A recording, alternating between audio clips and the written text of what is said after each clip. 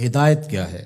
ہیا ارات الطریق، ایک تو ہے راستہ دکھلانا، جس کو راہ نمائی کہتے ہیں، نمودن سے دکھانا۔ کسی نے پوچھا کہ میں نے فلاں جگہ پہ جانا ہے، تو ہم نے کہا یہاں سے سیدھے باہر نکل جانا، دائیں بائیں آگے بائی پاس آئے گا، تو آپ یوں ادھر ہو جانا۔ یہ ہے ارات الطریق، راستہ دکھلا دینا، راستہ بتلا دینا۔ اس میں بھٹکنے کے امکان موجود ہے، تھوڑی سی غلطی لگ گئی تو آپ اور سمت بھی نکل سکتے ہیں۔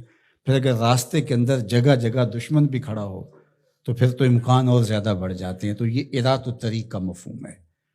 اور ہدایت کا دوسرا مفہوم ایصال الی المطلوب، منزل تک دست کرم سے پکڑ کے پہنچا دینا۔ تو یہاں دوسرا معنی ہے، اس لیے علماء نے اس کا معنی کیا مجھے سیدھی راہ پہ چلا۔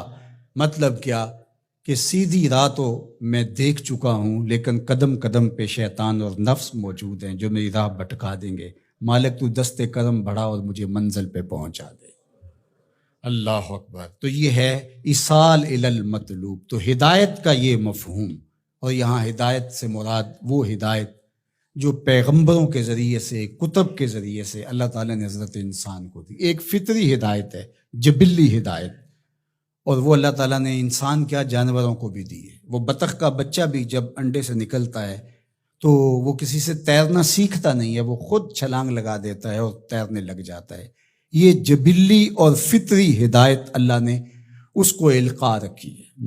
بچہ پیدا ہوتا ہے تو اس کی زبان ہوتی ہے، بولنا نہیں جانتا، وہ آ کے سیکھتا ہے۔ ہاتھ ہوتے ہیں، پکڑنا نہیں جانتا، آ کے سیکھتا ہے۔ قدم ہوتے ہیں، چل نہیں پاتا، سنتا ہے، سمجھ نہیں پاتا، دیکھتا ہے، پہچان نہیں پاتا۔ یہ ساری چیزیں تدریج سے سیکھتا ہے۔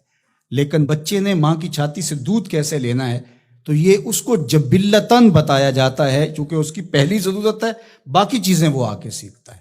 اسی طرح خیر اور شر، یہ بھی اللہ تعالیٰ نے القاء کیا انسان کو۔ پیغمبروں نے آ کے راستے اجالے، لیکن اچھائی کیا ہے، برائی کیا ہے، یہ انسان کو پتہ ہے۔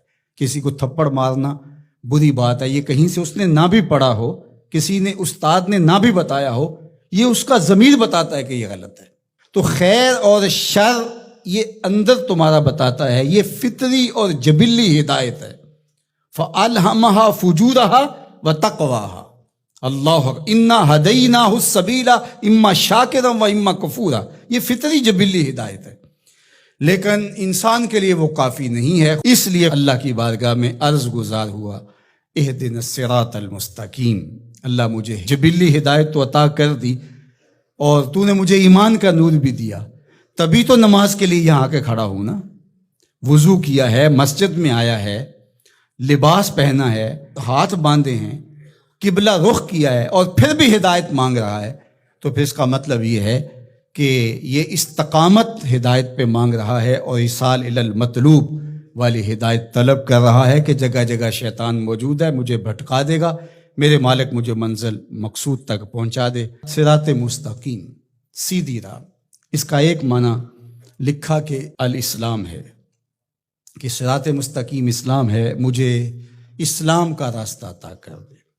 دوسرا معنی اس کا بیان فرمایا کہ انہو کتاب اللہ تعالی، اس سے مراد کتاب الہی ہے، قرآن مجید ہے، چونکہ قرآن سے سیدھا کوئی راستہ ہو نہیں سکتا۔ ان ھذا القرآن یہدی للتی ہی اقوم، یہ وہ راستہ دکھاتا ہے جو بالکل سیدھا ہے۔ قرب قیامت کے فتنوں کا ذکر جب ہوا تو حضرت علی نے حضور سے پوچھا کہ حضور پہ بچنے کی صورت کیا ہے، تو برجستہ کہا اللہ کی کتاب قرآن مجید۔